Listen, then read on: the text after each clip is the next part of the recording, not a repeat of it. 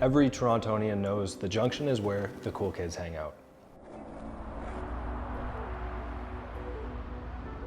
It's hard to imagine a Toronto neighborhood more rugged and authentic than the Junction. Bordering on some of West Toronto's most expensive residential pockets like Babby Point and High Park North, the Junction has its own unique and storied history. It's truly a tale of two cities. People used to primarily come to the Junction to work in heavy industry, and now people come here to enjoy great entertainment and outdoor spaces. If you want to make friends with your neighbors and memories with your family, the Junction is the place to craft an authentic city lifestyle. Throughout Toronto's history, the Junction has always been different. Like Riverdale and Parkdale, the Junction used to be an independent city. And you can sense this independence. Independence of thinking, culture, and design, carried through the neighborhood even today.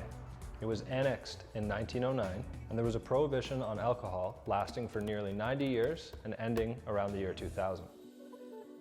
The Junction's name comes from this being where rail lines meet. It's symbolic to how the Junction has shaped contrarian and forward thinking in Toronto in the past century. Craft Residences speaks to that history of rebellion. While other developments are delaying construction or cutting costs, Gairloch is moving forward with a confident, modern design. Craft Residences is one of these artistic expressions that will inspire the rest of the city to live artfully. And I know that sounds cheesy, but genuinely, this is one of those buildings that when you drive by on Dundas, you'll look over and say, what a beautiful building.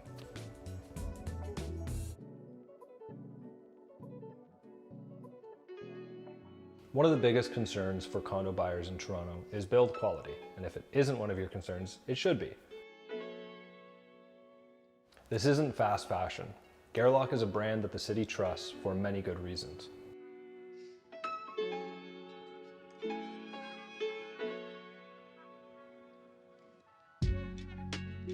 Let's talk about Gairloch's track record.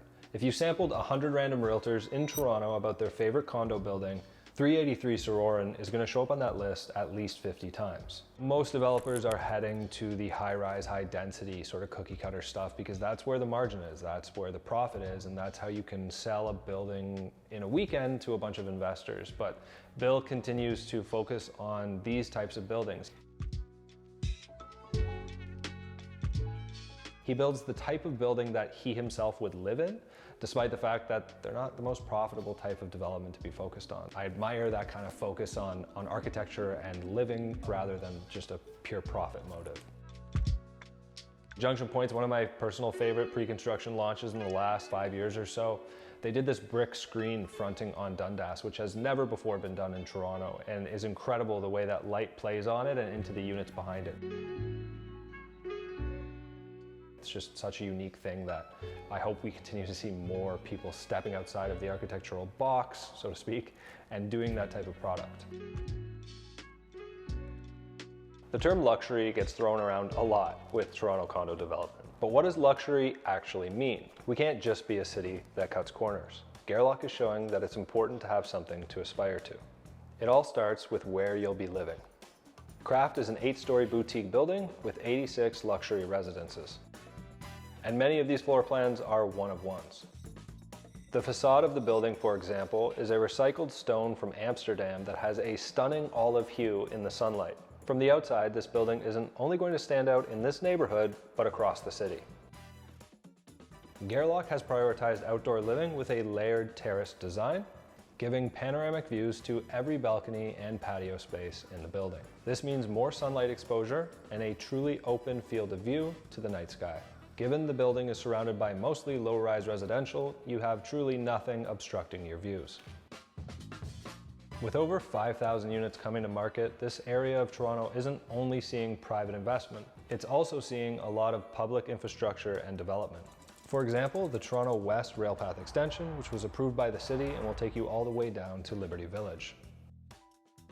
So this building isn't really built for the investor, it's built for the end user. And what that means is obviously there's going to be less turnover in the building and your neighbors are here to stay. It's also incredibly rare in Toronto for a building to be built with the end user in mind rather than the investor. It's impossible to overlook the artistry of Craft Residences and the Junction. Great cities are born through great buildings. Craft your own urban story at Craft Residences.